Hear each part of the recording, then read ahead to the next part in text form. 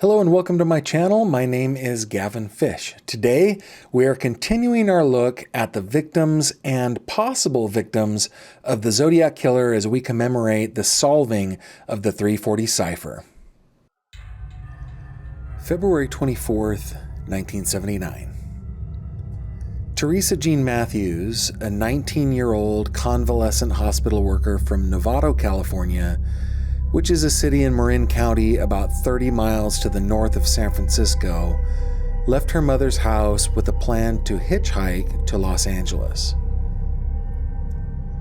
This was nothing new to her. She had been known as somewhat of a free spirit and was described by her mother as a loner, according to one report. Her mother said that she had received several calls from Teresa between March 2nd and March 5th. In the calls, she told her mother that she was, quote, heading north, close quote, but would not be coming home. I read that to mean that she had made it to LA and was now heading back to Northern California, probably passing Novato in her travels. But it's unclear to me the way the stories are written. On March 10th, Teresa's undressed body was discovered by an elderly man who was looking for recyclable cans and bottles on a grassy slope along the western levee of the Sacramento River in Yolo County, directly across the river from Sacramento, California.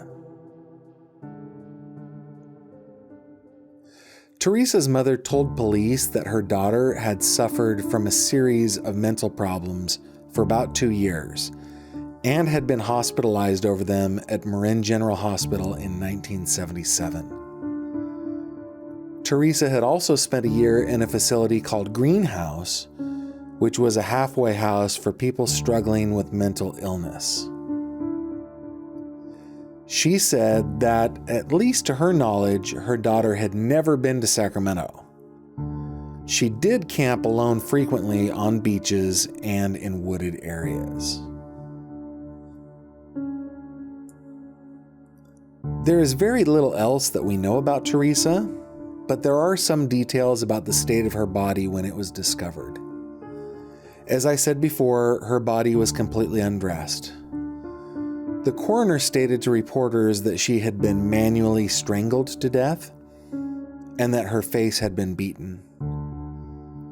At the time of the discovery, she had been dead approximately 24 to 48 hours. Investigators searched the area for a green knapsack that Teresa always had with her. It was never found. This was one piece of the puzzle that led investigators to believe that Teresa had been killed somewhere else, then dumped at the levee. When she was last seen, she had been wearing a white sweater over a blue plaid shirt, blue jeans, a navy blue down jacket, a navy blue vest, and brown tennis shoes. She was described as 5 feet 7 inches tall. She weighed about 120 pounds and had brown hair and hazel eyes. And that, my friends, is all I know about Teresa Jean Matthews. I wasn't even able to find a photo of her in any genealogical databases.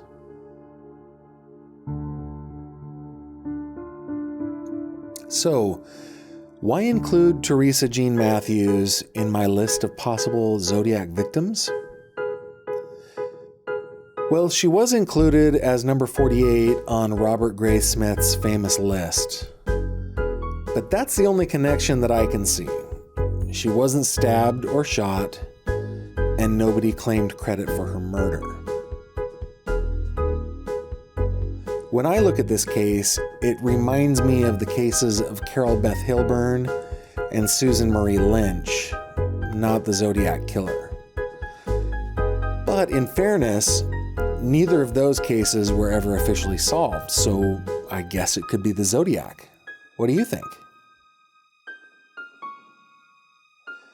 Whether it was the Zodiac Killer who ended Teresa Jean Matthews' life or not, her murder remains unsolved. Thank you very much for watching this video. If you liked what you saw, please subscribe to my channel. And if you have any comments or questions, please leave them below.